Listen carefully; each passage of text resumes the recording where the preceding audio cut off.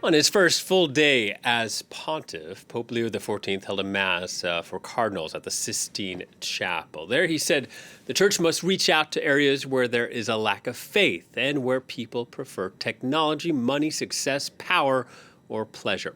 But before his sermon, the American-born pontiff made a brief statement in English. Take a listen.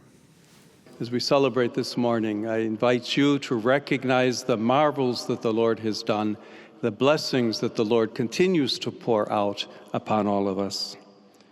Through the ministry of Peter, you have called me to carry that cross and to be blessed with that mission.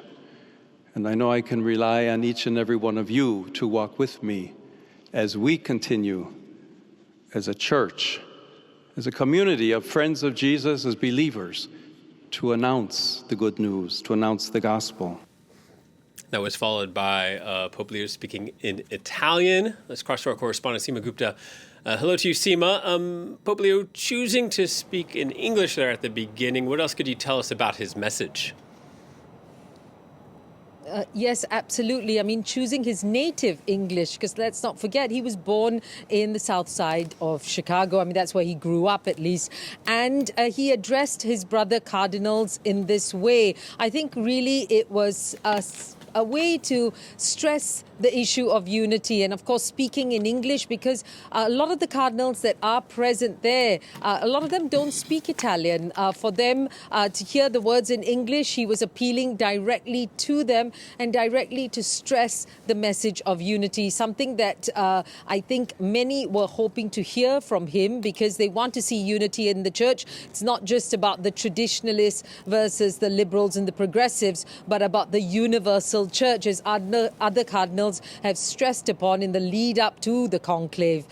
He also talked about how the church would illuminate the dark night of this world, and that faith can often be considered as absurd when there is so much preferences for technology, money, success, power, and pleasure, as you mentioned earlier. And he called on the faithful not to reduce Jesus to a leader or a superman, as that is in effect a form of atheism, but to understand the importance of the faith and what it means to believers and the faithful around the world. So for the 1.4 billion Catholics around the world, it was their chance to finally hear the pontiff in the context of a liturgical ceremony, together with all the other cardinals, and of course in the magnificent surroundings of the Sistine Chapel that just 24 hours ago was actually the site for the election of this Pope. Yeah, and this his first Mass, Pope Leo's first Mass. Seema, what are his upcoming challenges going to be?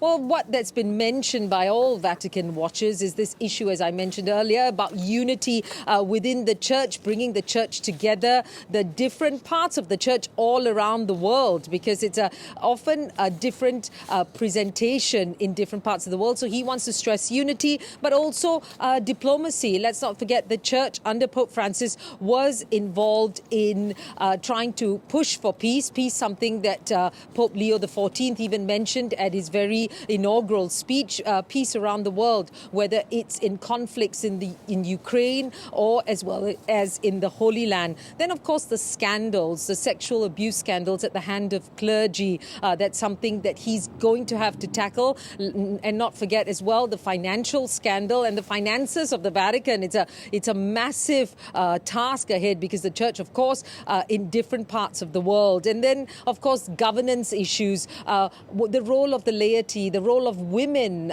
We saw Pope Francis putting women in key roles in different parts of the church, and Pope Leo also was part of that as cardinal. Will he continue that?